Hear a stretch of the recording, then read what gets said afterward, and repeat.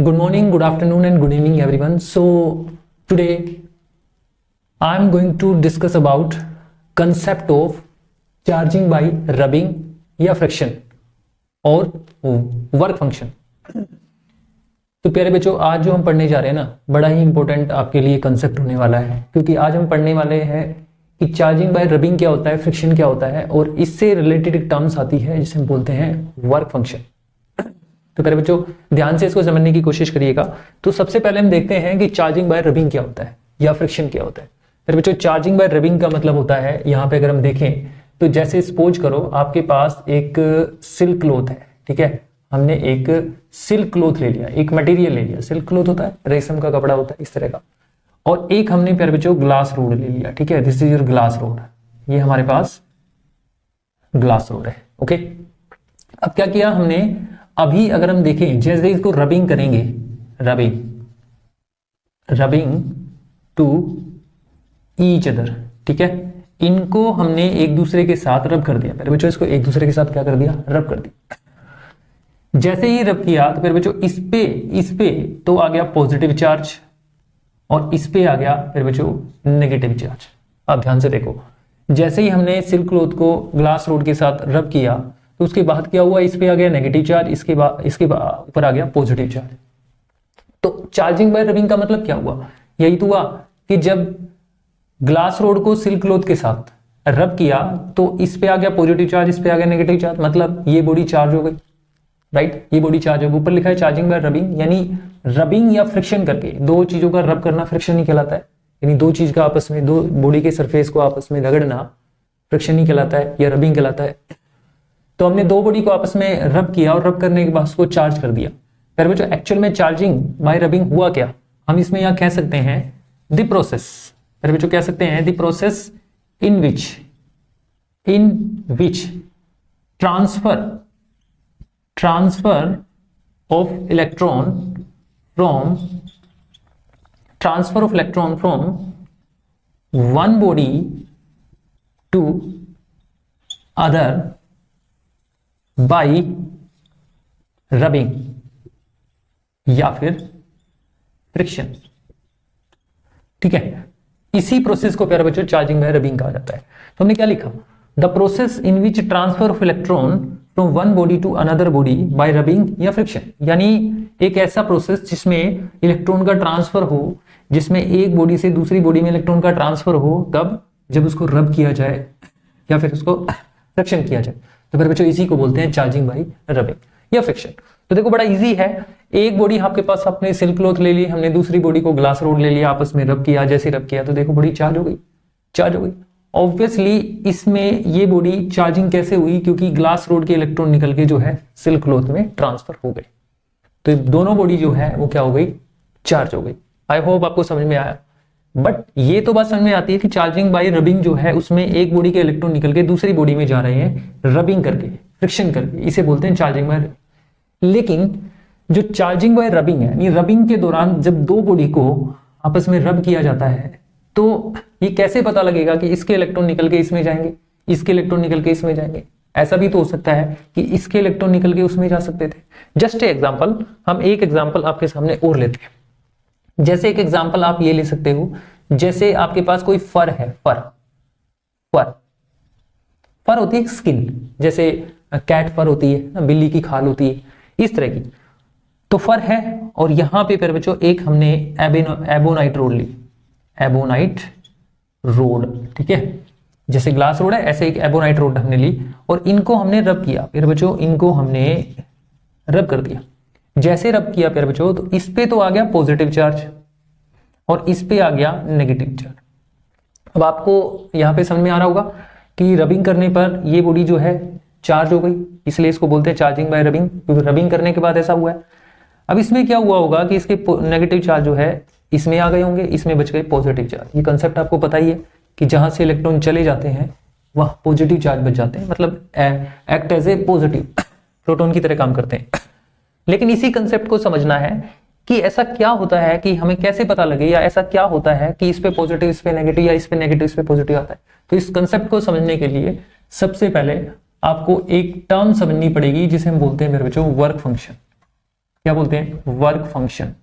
प्यारे बच्चों work function को आप 5 नोट से डिनोट कर सकते हैं, वर्क फंक्शन को आप 5 नोट से डिनोट कर सकते हैं। ओके, तो देखिए वर्क फंक्शन एक्चुअल में है क्या, पहले आप वर्क फंक्शन को आप समझेंगे एक्चुअल में है क्या।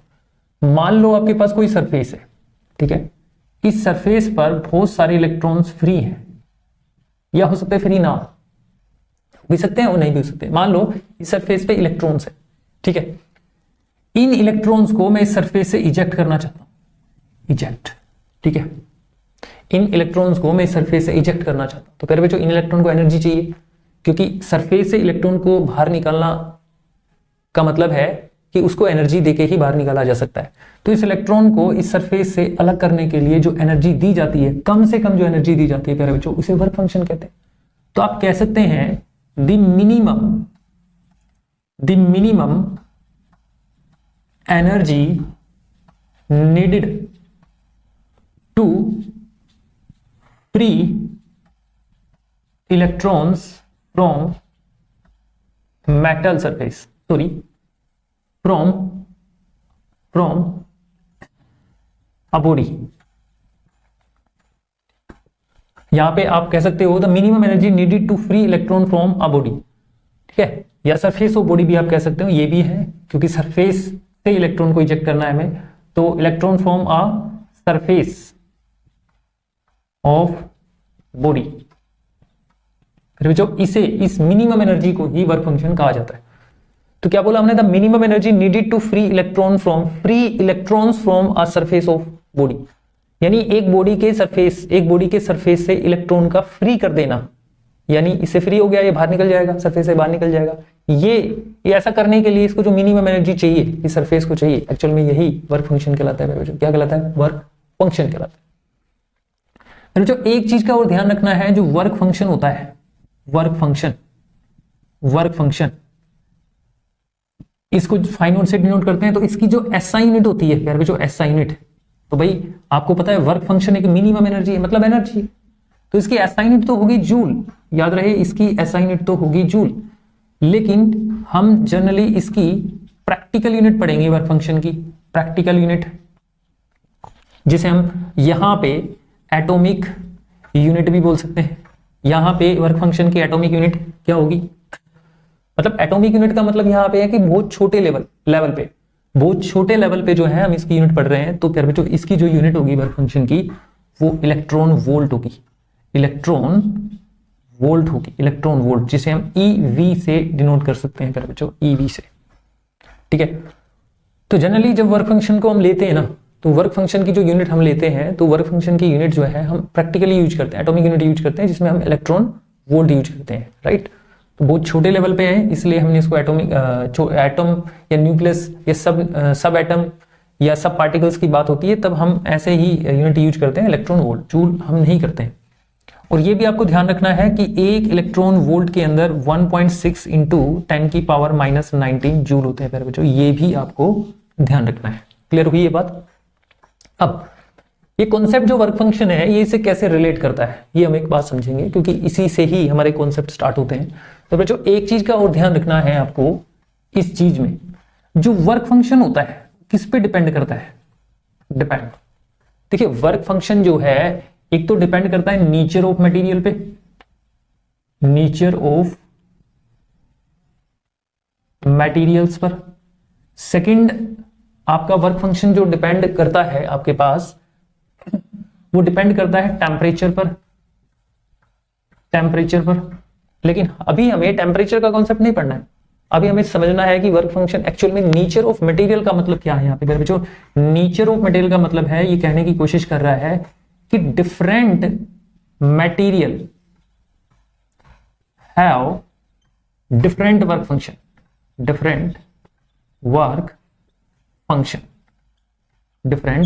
फंक्शन। बस आपको ये छोटी सी बात समझ में आनी चाहिए। इसका मतलब क्या है कि जो वर्क फंक्शन है वो डिपेंड करता है नेचर ऑफ मटेरियल पे और टेम्परेचर, मतलब टेम्परेचर कम या ज्यादा होगा तो वर्क फंक्शन पे असर पड़ेगा। ऐसे नेचर ऑफ मटेरियल अगर बदलेगा तो वर्क फंक्शन भी बदलेगा। मतलब ये है कि डिफरेंट मटेरियल का वर्क फंक्शन डिफरेंट होता है, जो डिफरेंट मटेरियल का वर्क फंक्शन डिफरेंट होता है।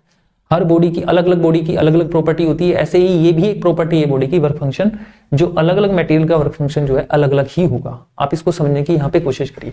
फिर भी जो आपको देखो इस केस में देखो यहां पे आप देख रहे हो ग्लास रोड को जब सिल्क क्लॉथ के साथ रब किया, एक दूसरे के साथ रब किया, तो मैंने आपको बोला था कि हुआ ये होगा कि इलेक्ट्रॉन जो है वो ग्लास रोड से निकल के सिल्क क्लॉथ पे आ गए, तभी तो इस पे नेगेटिव चार्ज आया, क्योंकि इलेक्ट्रॉन पे नेगेटिव चार्ज होता है।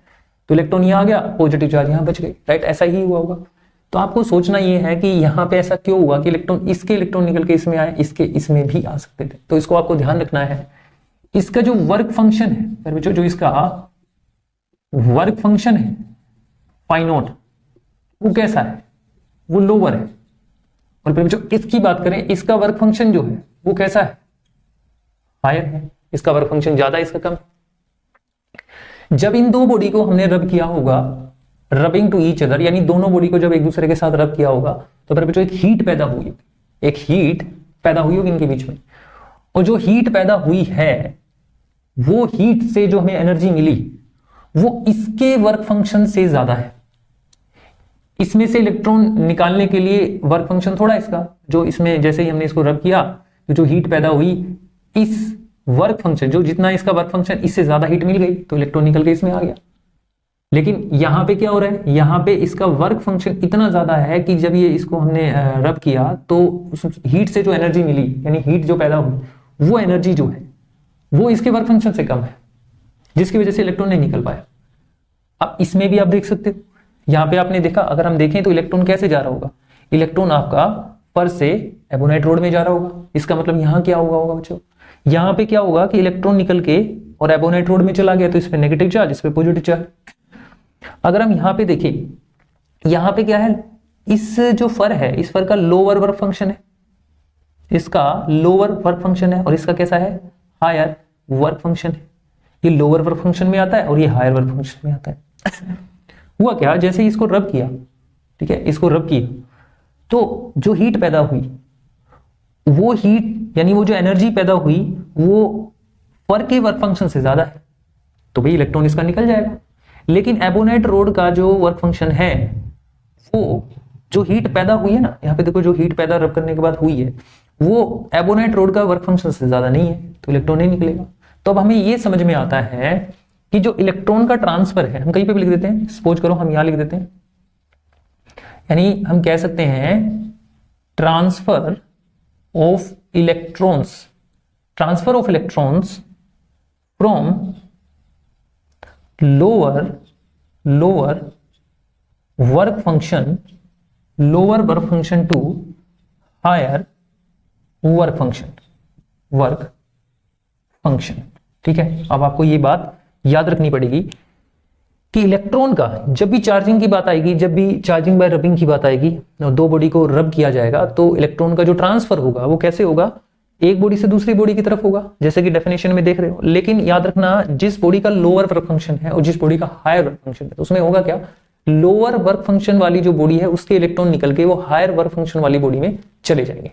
ठीक है, तो आई होप आपको इस समझ में आया होगा कि वर्क फंक्शन क्या है। वर्क फंक्शन के जरिए ही, वर्क फंक्शन के कॉन्सेप्ट से ही पता लगता है कि किसके इलेक्ट्रॉन, किस बॉडी के इलेक्ट्रॉन किस में ट्रांसफर हुए। तो ये सारे कॉन्सेप्ट अच्छे से समझ में आए, तो आप इसके नोट्स भी बना सकते हो, इसको समझ सकते हो। वीडियो को पॉज करके आप इसके नोट्स बनाइए और अच्छे से इसको क्लियर कीजिए। So thank you very much.